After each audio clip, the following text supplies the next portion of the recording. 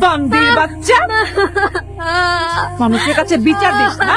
চল, বিচার কাকে বলে দেখো। চল চল।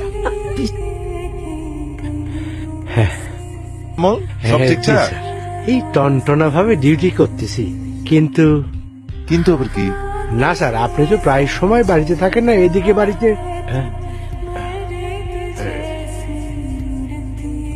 কি বলে অমল?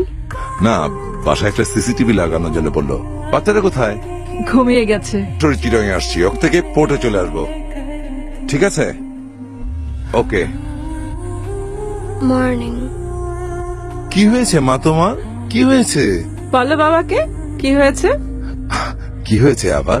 কি আর হবে, কালকে দুজনে ইচ্ছে মতো শাওয়ার নিয়েছে, শরীর খারাপ করেছে, কিন্তু কে শুনে কার কথা। এটা কিন্তু ঠিক না, মায়ের কথা শুনতে হবে।